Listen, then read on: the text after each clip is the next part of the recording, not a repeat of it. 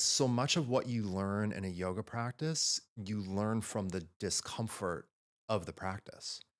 And I don't want to be cavalier, right?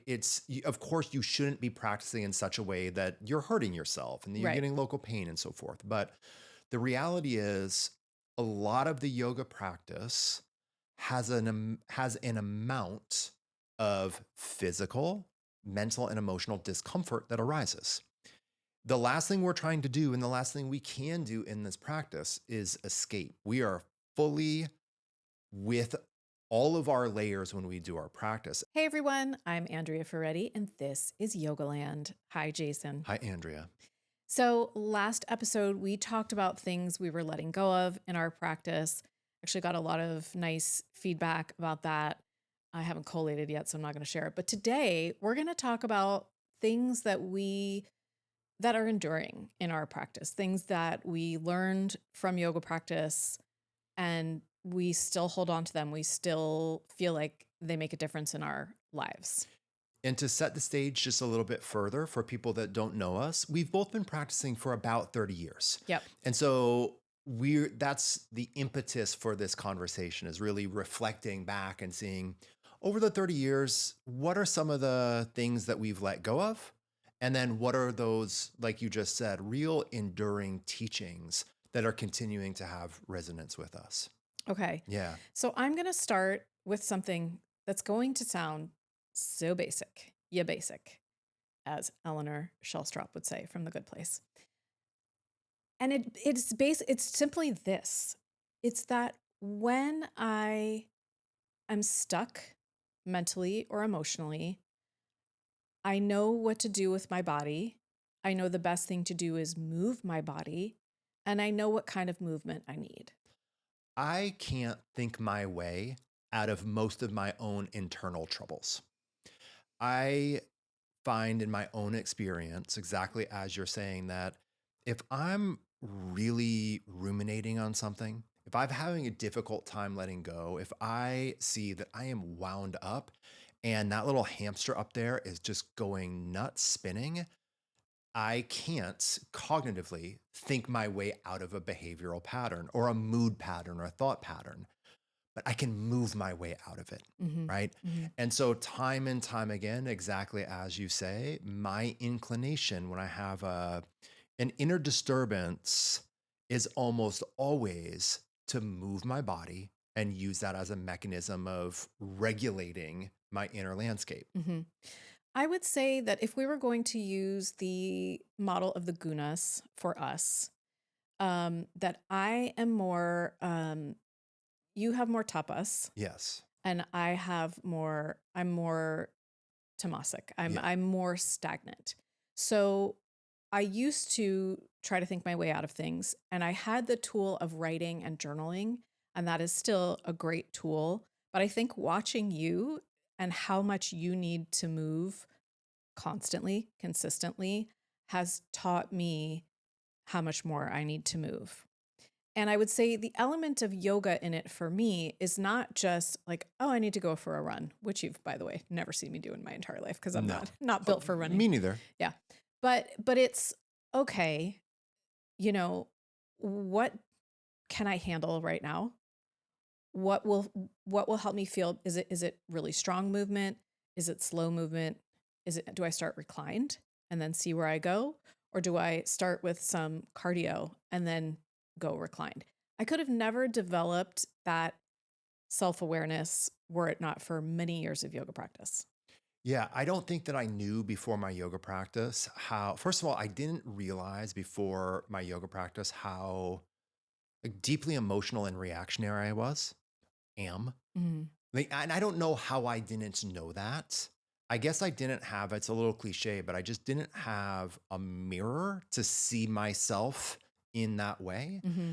I thought I was very grounded and stable and open to change and different opinions. And when I started doing yoga, I saw, oh, that's not the case. Mm. I actually saw so much of my own rigidity and my own stubbornness and my own m- moodiness and actually in a lot of ways quick to anger.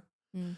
And so what that practice has kind of taught me is when I now see those components within me, when I feel dysregulated, my first impulse now is, oh, I feel mentally and emotionally dysregulated. I need to move. I need to get on my mat. And just like you said, the how I show up on my mat can change. But for me, most of the time when I'm in a state, I need to move pretty robustly. Mhm. That I even if the main thing I need to do is calm down, I need to calm down by moving through it and kind of burning and exhausting a little bit more of that intensity that I've developed within. I need to burn it off before I can actually calm down and settle and let it go. Last thing I want to say about this, I just find it really interesting that, and I would be interested to hear if people have been taught this in other disciplines, because there's no other discipline that has taught me the whole range of my physicality and my physiology. There's no other discipline that has allowed me to have a day where I take active rest and consider that movement, or I meditate and consider that part of my practice. And then there's also a day where I like I'm working out hard, I'm sweating. I really need to move that energy. There's just no other discipline that gave me that internal insight. And for me, that's been life changing. Yoga cultivates both ends of the movement spectrum. From a more traditionalist perspective, it cultivates the still and quiet element of the movement spectrum. It teaches us to be internal, and it teaches us to sit with whatever is present. But also yoga teaches us and provides us with an avenue for robust and intensive movement. And in this way, I reflect, I think a lot of the times when I'm struggling, I'm stuck in the middle, that I don't have enough amplitude, Mm, that I don't have enough variety. I'm not resting well, I'm not calm, I'm not grounded, I'm not in that cultivated, quiet, still, comfortable place. But I'm also not in that I'm moving strongly and robustly space. And so having a yoga practice where in a practice, or depending on what we want to focus on in a practice, we can cultivate movement and stillness. Or today, I just need more movement. Or today, I just need more stillness is an amazing gift. hmm And it reminds me of how flexible and dexterous this discipline actually is. hmm And in that way, it's so deeply human hmm because we aren't one or the other, right? I mean, theoretically, ideally, we sleep for a third of our existence, right? And so we really need to be like having a practice that helps us generate both sides of that spectrum is so valuable. Right. Yeah. You mentioned the word embodiment before we were recording when we were talking about this. Yeah, towards like kind of on this same topic, I feel like yoga has taught me in an enduring way to maintain an active, embodied relationship with myself, Right. right? That my body matters. And I don't mean it in a vain way, although I have my vanities and I have my insecurities. I don't mean it in a vain way. I mean, if I don't feel good in my skin, I have a very difficult time being content and dealing with any of the more subtle or fine aspects of my life. hmm And this practice just reminds me day in and day out to take care of myself, to hmm take care of my embodiment, that movement matters and that stillness matters. And the final thing along this line is for me, techniques come and go. Techniques and poses, they change, they evolve. My asana practice, even the way I do triangle pose, is not just one static technique that I do in perpetuity. My practice and the poses that I use, the intensities that I use, the techniques that I use They can come and go, they can change, they can evolve. But what's essential is that I am using my body through this medium to feel grounded and clear and content. The next one for me is what you called self-regulation, and what I called for myself learning a sense of steadiness within myself so that I could be more resilient. And I'll explain a little bit what that means. I always knew I wanted to be a mother, and I had my child pretty late. I had her when I was 40. In part, that was because I hadn't met the right guy. In part, that was because we had some fertility issues. But I could have married some other guy if I'd really wanted to have a baby younger. Come on. Thank God I did not, seriously. However, if that had been the number one priority, but what I wanted was I wanted to know, honestly, that I could handle it. I wanted to know that I had the inner steadiness and resilience to be able to handle it. And as you know, we had quite a difficult child baby when she was little. Oh my gosh. Complex. Whoa. But even as a baby, like when we talk about like baby, you know, she was one of those babies that the doctor's like, oh, sorry, it's colic, but they're going to grow out of it. Don't worry. Relentless. Right? Relentless. Relentless. That was the word we Relentless. used for a long time. And that tested me. And I knew, because of my years of practice, I knew that I could handle it. I knew that I could find steadiness again, even when the outer world was very chaotic. I could stay steady, and I knew that I could be resilient. I was a bit worried about postpartum depression also because I'd had depression in the past. Now, just so everyone knows, I went back on my meds, and I don't feel bad about that at all. So please don't feel bad about that. If that's what you need, please take care of yourself.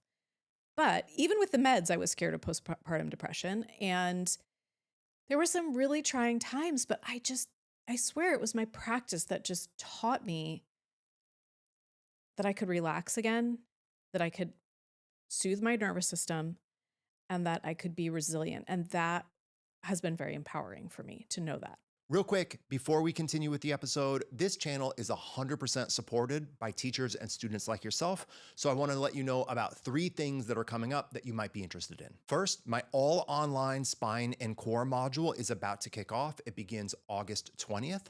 It's part of my 300-hour advanced teacher training program, and I would love for you to join. The information is below. Second, in early October, I'll be doing a 5-day in-person training in London. The training is called Sequencing 2.0, and it's really about moving beyond just teaching drop-in classes. It's about learning how to sequence and create workshops, series, short formats, online content, and also how to develop curriculum so your drop-in classes are more cohesive and compelling. Finally, for those of you interested in becoming a yoga teacher or learning more about the process, my online 200-hour teacher training program launches in January of 2026, but registration is going to begin in September of this year, and you'll have full access to the content at that point. So everybody, check all the links below. And once again, thanks for listening to this episode. One of the things that I think is so unanticipated for a newer yoga student is that so much of what you learn in a yoga practice, you learn from the discomfort of the practice. And I don't want to be cavalier, right? Of course, you shouldn't be practicing in such a way that you're hurting yourself and that you're getting local pain and so forth. But the reality is, a lot of the yoga practice has an amount of physical, mental, and emotional discomfort that arises. The last thing we're trying to do and the last thing we can do in this practice is escape. We are fully with all of our layers when we do our practice. And it's a couple of simple examples, right? Meditation. Seated meditation, even if it's just 5 or 10 minutes for someone that doesn't have much experience, is at minimum boring. But what is our impulse when we get bored now? We just do something else. Do something else. Right. The moment I get bored, I go to my phone and scroll. Mm-hmm. The moment I get any feeling inside that I don't want, I can make it go away really quickly by avoiding it. Mm-hmm. But when you practice seated meditation and shavasana, so I'm not even saying like do the most ultra hot class and barely survive, although if you want to do that, that's your choice. But shavasana for some people, really uncomfortable. Mm-hmm. Seated meditation, really uncomfortable. Being present with what's there for you can be such an awkward and uncomfortable thing. And our immediate impulse is to ameliorate it. But when we train ourselves not to, Mm-hmm. that we can just be there Mm-hmm. and watch it and make it more of an objective experience. Oh, this is me sitting here and the inside of my left knee is a little bit uncomfortable. Oh, the right side of my back's a little bit uncomfortable. Wow, I'm getting bored. Wow, I'm getting irritated. But you can still sit with those things and watch them come and go. That's where we build so much robustness, so Mm-hmm. much of that inner resilience, Mm-hmm. right? And we also, of course, see it in dynamic practices. If you were to hold your most safe but thorough warrior two for 1 minute, that's really hard. Mm-hmm. Every fiber of you during that minute, it's gonna be like, let's get out of here. My quads are burning. I finally learned how to use my glutes. My glutes are burning. My shoulders are tired. Get me out of here. But when you can say, nope, not yet, you really train yourself to be present in that moment. And you start to have a fundamentally different relationship to discomfort. Mm-hmm. You become a little bit more comfortable and a little bit less reactive in the presence of discomfort. Right. And that's where we build so much resilience in this practice, Mm-hmm. right? Yeah, absolutely. You described it really well. It's there were so many times in the beginning of meditation for me, like you said, 5 minutes of meditation, 10 minutes of meditation, where I was like, this is torture. I hate myself. Why is this like this? Why can't I do this? Why do I want to leave so badly? Oh my God, my heart's beating. I'm going to have a panic attack. And then the thing that's interesting is that even if it was a really difficult meditation, when I came out of it, and I'm talking about with a teacher in the room, it was like, see, that was no big deal. Sure. Is this ability to be like, oh my gosh, did you just see what a big deal you made that in your head? You're just here in this beautiful place with all these people. You just did that for 10 minutes. So was a very interesting element for me to learn. And then I think, like you said, I think about Iyengar yoga all the time with this. One of the reasons the holds are so long is not physical. It's to deal with your mental stuff. Yeah. And it forces you to relax in the midst of discomfort and to let go just a little bit in the midst of discomfort. And when you do that, it's a lot more comfortable. Yes. Because you're not fighting everything all the time. Yeah. Yeah. Okay. So next one, self-study, discernment. I'm going to launch with this one. Great.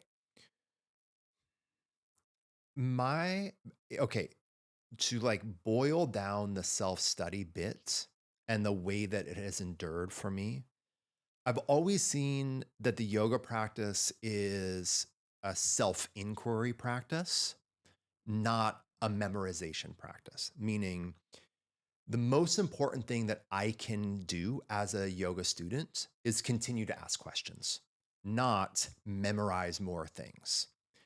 And so for me, continuing to see myself and ask myself certain fundamental questions. Am I overreacting right now? Am I underreacting right now?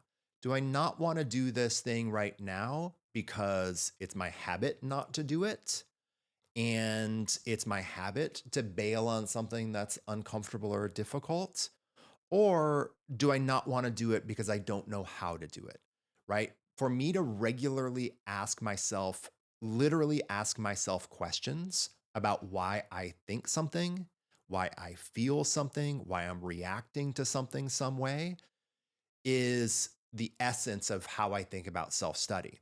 There's times even in our relationship where I know it's unthinkable, but imagine that we've had even the most minor misunderstanding or conflict. My first thought might be, oh my God, I'm annoyed with Andrea. She did X, Y, or Z. Instead of immediately just sticking with that narrative, I might have that impulse, but then I really do spend time thinking, wait, did Andrea actually mean this? Was this actually a conflict? Am I just actually being really overly sensitive? Oh, you know what? Today I actually realized I am just in a mood. She didn't do anything. I'm just in a mood and X, Y, or Z. Now, of course, sometimes there are real human conflict. But I think the main point is I have much more sense of self-responsibility and self-ownership over my thoughts and my feelings and my behaviors because I'm less reactive and I'm more able to just literally step back and say, what's really happening inside? And and how do I need to proceed forward with this? Hmm. Right. Hmm. I think the only other little bit is I see my relationship with my physicality in my yoga practice also a conversation in a way, right? When I'm practicing or I'm doing strength training or whatever it is, it's not just for what I'm going to get. It's not the gain. It's not just the outcome. It's to generally try to understand how my body's doing, Hmm. right? So I'm genuinely trying to understand, oh, I wonder why my hamstrings are a little bit tighter today. Or I wonder why I feel really strong and good today. So instead of my practice being always an outcome based process where I'm trying to put an input in and get an output out, Hmm. I can actually just use it as time as self inquiry. Hmm. It's just actually trying to understand how I'm feeling and why I'm feeling that way. I like that you brought up the example of self reflection in the relationship to another person, because I think what that is the beautiful outcome of having a self inquiry practice, is that if you're willing to question yourself and be curious about your own inner state, then you're more apt to be genuinely curious about someone else and what Yes. they're going through. Yes. And instead of, like you said, instead of jumping to the conclusion and then going on the attack, even starting a conversation with a partner or a colleague or a parent or a child with curiosity is so much easier to then have that conversation. And it's so much more generous to start any conversation with curiosity rather than with an assumed reality. Um, so yeah. And in this scenario, we can own, I can say, hey, I'm having a really strong feeling right now. I'm like having a really strong emotional right now. But I also understand that I might be wrong, Yeah. you know, like This. I might be conflagrating something. I might have gotten something wrong. So I'm having a strong feeling. But hey, can we actually reflect on this and see if I'm misunderstanding your intentions here? Hmm. Hmm. Right. And so this still allows us to have our own, we're not trying to deny our own sensory or emotional landscape, right? But we do, most of us do need help being a little more objective Hmm. with our own feeling and how we respond to it. Hmm. Yeah, absolutely. Okay. The next one is self compassion. And I would say that for me, the first few 2 decades of my practice, I didn't actively know about the concept of self compassion, but I was learning about it through the modeling of my teachers. And I can honestly say there are no other teachers in my life except my yoga teachers that modeled self forgiveness, self compassion, compassion. I mean, that is really interesting, isn't it? When you say model, do you mean just their very presence and the way that they seem to interact with themselves did it? Or do you also mean environmental, meaning they asked you in class to be compassionate? Was it how they conducted themselves, or was it more even more explicit than that? In the beginning of my practice, it was more about their presence and the way they Mm, conducted themselves. I mean, so I mentioned the other day that Yolanda Bain was my first teacher in San Francisco, who I really would call a teacher of mine. And she was just the gentlest soul. And if I was late, for example, because parking in San Francisco is terrible and I could never find a parking spot, she just was always so gentle with me. And nobody else in my life at that point in time was gentle with my mistakes. And so it was stuff like that. And also just the way they talked about things in class, like, you know, letting you know that it just didn't matter if you touched your toes or whatever the example is. It just didn't, the outcome actually didn't matter at all. It was just the process that mattered. To me, a that was a part of self-compassion. That was a part of, instead of always trying to ambitiously achieve the next thing, to just allow myself to be doing the thing and that was enough. That felt like self-compassion. I just didn't have a word for it. The only way that I had been really physical, or I shouldn't say the only way, because I skateboarded forever too, but my most consistent experience with physicality, with doing something with my body prior to yoga, was hockey. And in hockey, especially playing at a decently competitive level, you are trying to achieve an outcome. It's not about how you feel. It's not about how you look. It's not about your emotions. It's not about any of these things. I mean, on some deeper existential level, it is. But when you're playing the game, you're playing the game to win, to quote the great Herm Edwards. And when you're playing the game to win, the only the only point of reference that you have for what you're doing with your body is an outcome. And that outcome is either you won or you lost. And it took me a very long time on the yoga mats.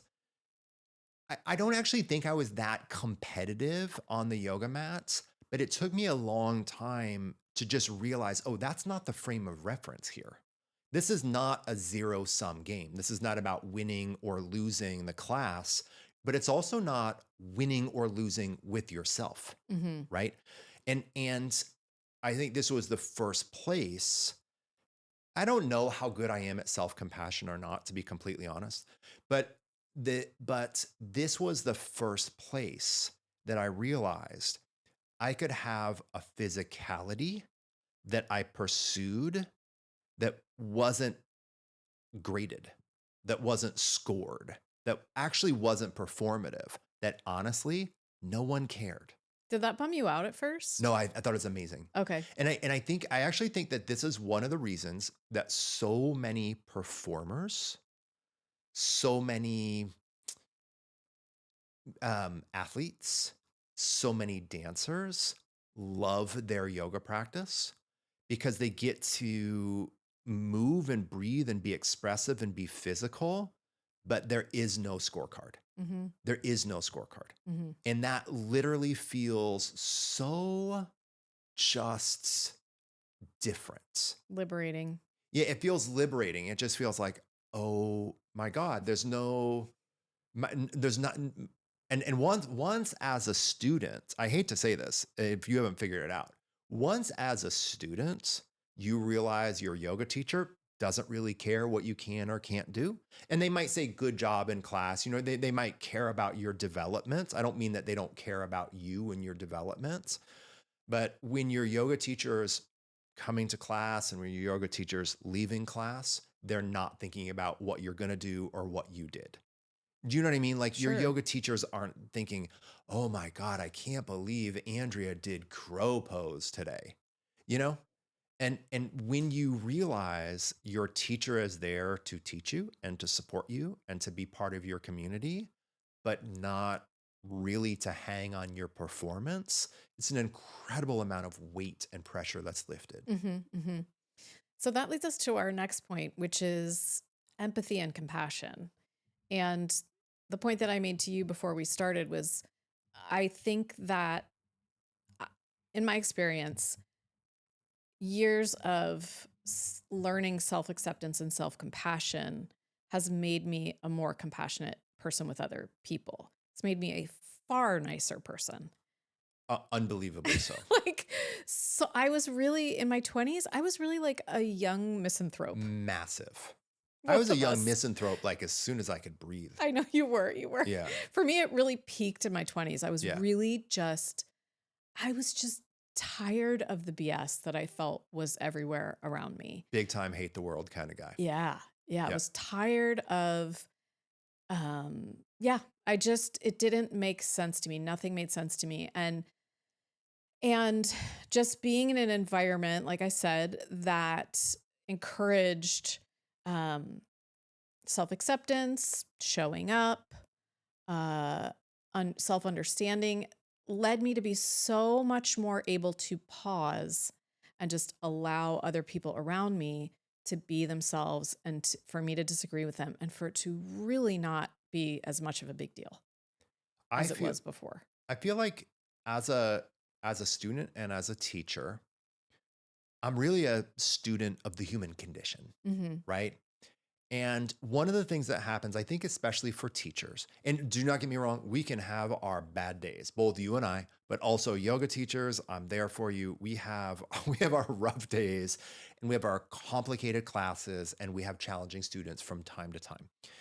But when you're a yoga teacher, you generally are in a position where you are seeing the best of someone. Like you're really trying to help them. You're really trying to learn. You are saying things like it's not a competition and so forth. Just do your best, do the work, let go. So we have all of these teachings that we are presenting, and I genuinely believe that helps bring the best of us out, Mm-hmm. right? But I also think for me personally, my practice has taught me so much about myself, and understanding myself has helped me understand the human condition so much better. Mm-hmm. And I think that the human condition is really complicated. And I think that we are all profoundly and deeply flawed. Mm-hmm.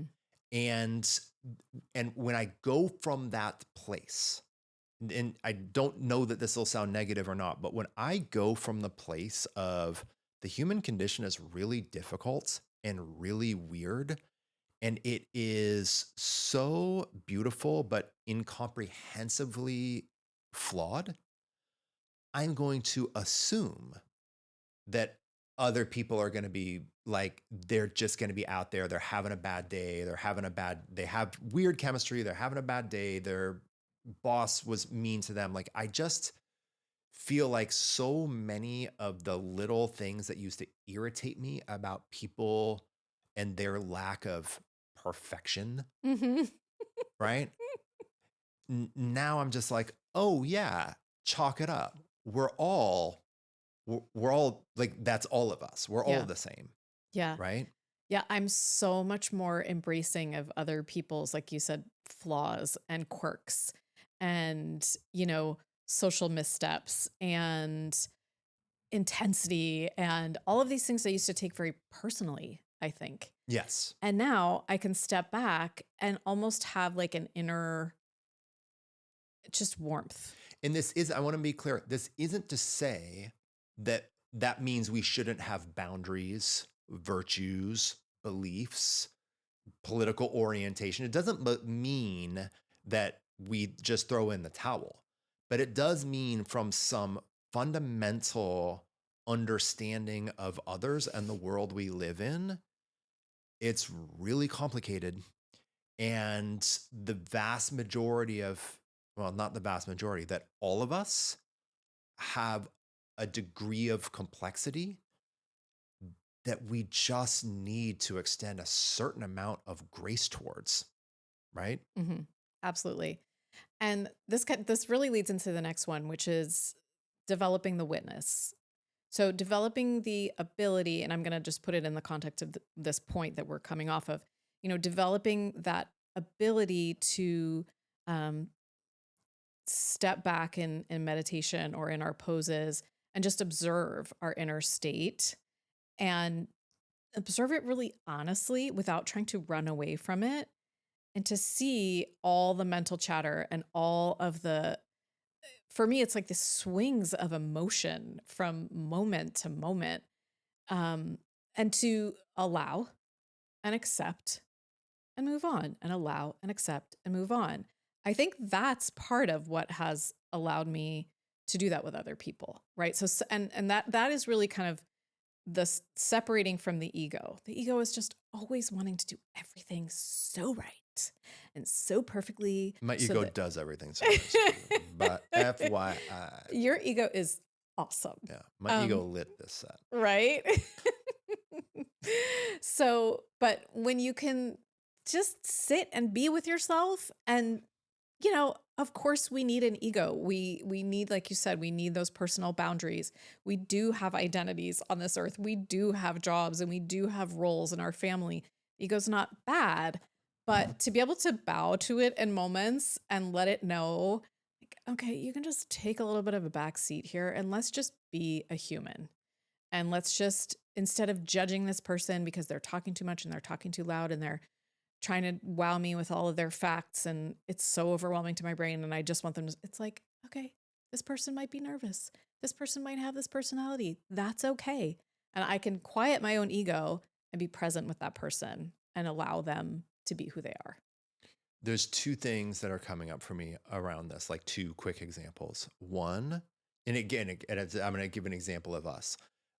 I would say at least once a month, probably more regularly, I either tell you or I tell Sophia or I tell you both, hey, listen, I just want you to know I'm in a really bad mood today. Mm-hmm. I have no idea where it came from. I woke up on the wrong side of the bed. It's not you. There's nothing wrong. But I just am really grumpy and you should probably just more or less keep your space from me. Mm-hmm. I'll say it to you. I'll say something similar to Sophia, right? I'll be like, or I'll find if I snap a little bit at Sophia, right? If I'm like, not snap, but like if I just, You can snap. You snap parent sometimes. snap. Yeah, we all snap. I will usually right afterwards be like, listen, I'm sorry. I'm really tired today. I'm really stressed out with a work thing. I snapped earlier. That's on me. My apologies. And I don't carry it around and I don't feel bad. And also, I don't try to pretend otherwise, right? I think this is so this is a place where I have that witness consciousness is I know myself so well at this point. I know sometimes I'm just in a state. Mm-hmm. And it's not always a bad state. I know sometimes like, oh my God, I'm in like a really like I'm gonna make plans today that when it comes time to do those things, there's no way I want to do those things. But I'm better and better at seeing this is what's happening internally. So everybody, I want to acknowledge this. And it's not about the world around me, but but I'm seeing this within the world around me. And so I need to do X, Y, or Z to manage, Mm-hmm. right? It gives me, so when I communicate that to you or Sophia, it actually isn't just about me trying to be nice and communicative to you. It's also compassionate towards me Mm-hmm. because I'm giving myself the space. I'm kind of like honoring, hey, this is the space I'm in, but also we are in relationship. So I don't want you to feel bad that I'm in this mood. And also, I don't want to pretend that I'm not in this mood, Mm-hmm. right? It takes pressure off both. Right. Yeah, it kind of can't be overstated how this one little aspect of yoga and meditation practice can help you in your life to develop this ability to stop trying to change, stop trying to force, stop trying to avoid, and to simply witness yourself. And I'm not saying all the time, right? We can't do this every single moment of every day. But when you set aside time to practice it, whether in meditation or in a short meditation before your yoga practice, or if your teacher prompts you in this way while you're practicing, um, you build up like a reserve of it that just naturally infiltrates into your everyday life. And I think makes your life so much easier to bear, Yes. right? So many of the things that happen, you stop feeling the obligation to intervene or to change or like, why is this person doing this? They're in my family and they're hurting themselves. And I've talked to them so many times. I've had this in my family in recent years, and it's like I've had to switch to how can I best support this person and simply be there for this person because that's what they need. Yep. We can't control everything or everyone, Yeah. but we can observe and try to respond and be there for them. Yes. So, yeah. Okay, I think we're on the last one. It's a big one.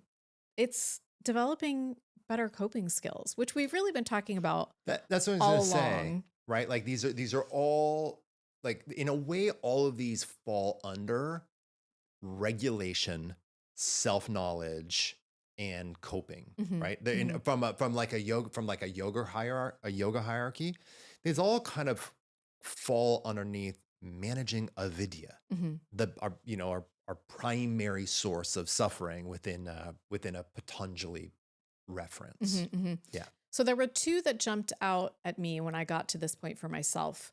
The first is mental flexibility.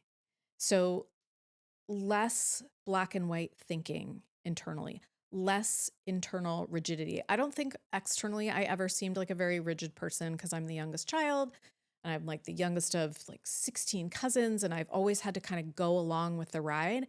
But internally, I was like, this person's bad and this person's good, and this is bad and this is, and I want to, And so softening that, I think having a child for both of us really forced us to create more cognitive flexibility That was because our advanced series. that was our advanced series. Yeah. How do we raise someone who needs to do things her own way? And it's not the conventional way. Mm. So none of the conventional parenting advice and the conventional ways of doing things and timelines really worked for her.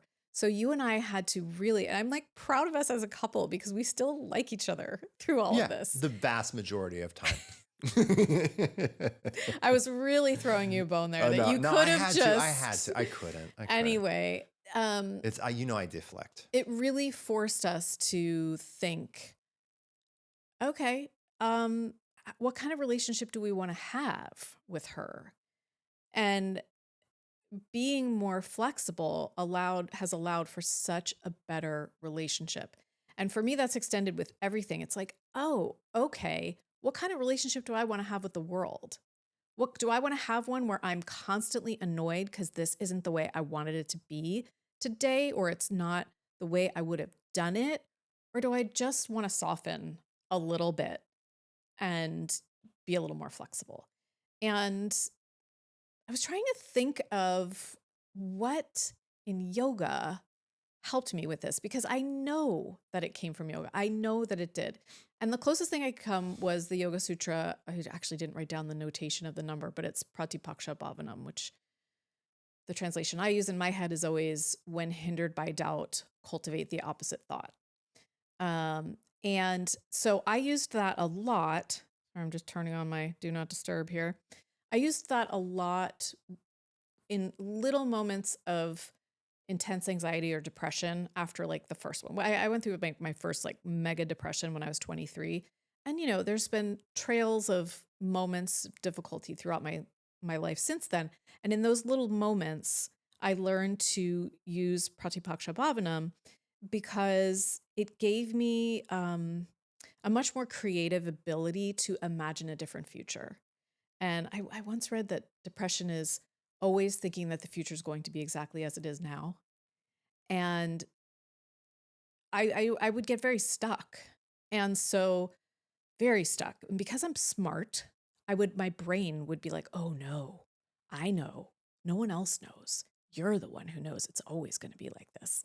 So I really had to like tap into this more creative power. And that sutra did it for me. It was like, literally, I would have to envision the opposite.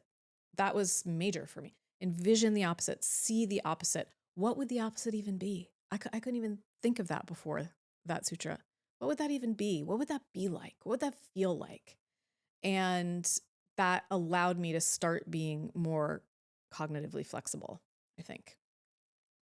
So oftentimes from the Yoga Sutra attributed to Patanjali, the takeaway for people are yamas and niyamas. And for me, it's not so much. The yamas and niyamas, they're great, they're fundamental, they're really it's really a code, especially if we look at it in a more historical context. It's really like a code of conduct Hmm. with which you behave towards yourself, and a code of conduct with which you behave towards others. So I don't want to minimize the importance of that, but what has really spoke to me in the sutra much more so is exactly what you're bringing up, pratipaksha bhavanam. And I have always thought about it even more broadly, which is when something isn't working, try the opposite of that thing. Hmm. And the thing is, I use this from a technical perspective. I use this from an intellectual perspective. I use this from an emotional perspective. I use this in our business. I use this in problem solving because fundamentally, both for me as a student of yoga, but even more so for me as a yoga teacher, my job is often to help solve problems, right? If you're a teacher in my training, my job is to help solve various technical or professional challenges that you're having. If you're a student of mine, my job is to solve that your right hip is tight and your left hamstring is weak, right? So for me as a student, for me as a teacher, I really think about my job as like a fix it person. I'm really trying to facilitate skills and processes where students and teachers are able to do their job and feel better in their own skin. And my first set of solutions don't always work, right? They don't always work. So the first few suggestions I might give a student to strengthen their right outer hip might not be enough. So I have to think a little bit outside the box. I have to think, this isn't working. What's something else that I need to draw on? And if I'm too rigid, or if I don't have enough tools, or if I have very black and white thinking, I'm going to keep trying the exact same technique, or I'm going to give up. But if I have the sense of this isn't working, try something else, then it always gives me the opportunity to say, okay, that isn't working. Let's literally try something else. Let's try a different pose. Let's try a different sequence. Let's try a different technique. Let's try a different engagement, right?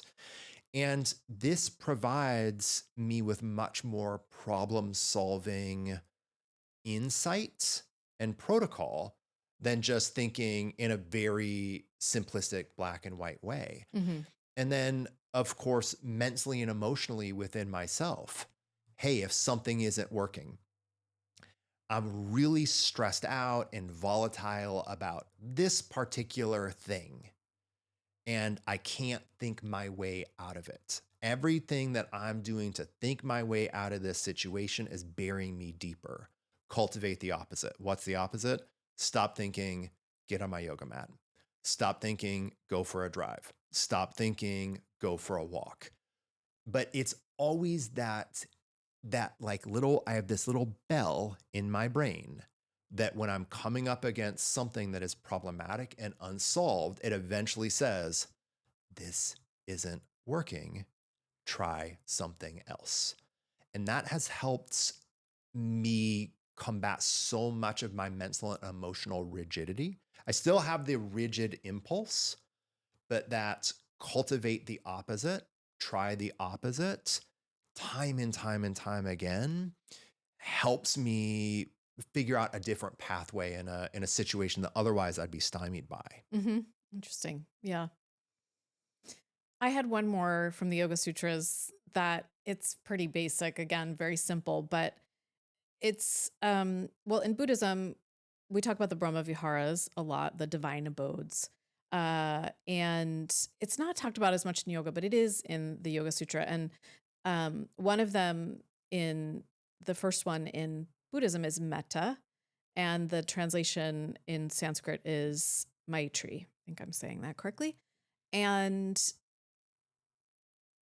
that concept, so it can be thought of as friendliness toward everyone, a sense of gladness towards someone else, a sense of inner joy when someone else is experiencing joy. And again, from the context of this conversation, we both talked about when we started yoga, we were pretty misanthropic. We were in our 20s. We were just annoyed by everyone. It made a big difference in the way that I view the world and the way that I view others. And I think kids are really taught to be very competitive with each other growing up. And there's a lot of petty jealousies that you experience when you're growing up. And it just shifted that into such a more adult, comfortable state for me. And I think about it a lot now. We're in a time in our country, in the West, especially, I can only speak for the West because that's where I live, where we're, for so many reasons, social media being one of them, we're being pitted against each other. And you can actually feel it when you walk down the street or when you're in a public place. You can actually feel a little bit like, oh, I don't know what that person thinks about the world. I don't know where that person stands or sits or lies. And I have to remind myself that we're all human having this experience. And the best way that I can be is to just practice being glad and friendly for my neighbor. And metta, the word metta is often associated with love, but I kind of like to take it down a notch because love just can sound so over the top. I like to think of it more as gladness or friendliness because it allows me to extend it more universally outside of my tight circle. Love is so deep and profound and poignant that it's sometimes like you need Shakespeare to describe it. Mm-hmm. Whereas joy isn't. Like we are, or happiness, Mm-hmm. right? Like being happy that someone else is happy. Yeah. Being happy that someone else is doing well. Being happy or feeling joy Yeah. that that things are Feeling going a sense well of for warmth someone. for them. Yeah. That's another way it's described. Yeah, I think that's a smart way of thinking about it as like a notch down. Mm-hmm. It's maybe a little bit more immediate and a little bit more tangible. And it's more visceral. Like I can't conjure the love I have for you, Sophia, and Ginger Right. to my neighbor. No. It's not there. Mm-mm. It's Shouldn't sorry. be there. I know. But you know what I mean? It better not be. But like it's so completely not there. Right. That it's like a make-believe game. If Right. I'm like loving kindness. Exactly. Like that for me is like it's not visceral. Right. Whereas taking it down to like a sip of coffee. Yeah. Like, feels good. Like be happy. Be like have a moment of joy that someone else is thriving instead of oh no, why them? Right. Why not me? Right. This is a difficult thing for me. Yeah. Yeah. It's become easier for me over the years. I think some of it is just age. Yeah. And some of it is becoming a mother. I just has made me a better person. Yeah. It really has. Yeah. Yeah. All right. I think I'm going to stop there. I think we have we've offered plenty of insight. And I can't wait to hear other people's insights, enduring insights. You can reply to our newsletters. A bunch of people did that this week, and I always see them, even though they go to the support mailbox. I get forwarded the ones that are personal.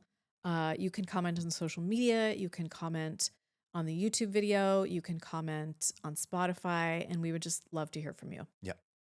All right, everybody. As always, thanks for being here, and thanks for having me as your guest. Oh, thanks, Jason. Yeah. Enjoy your practice.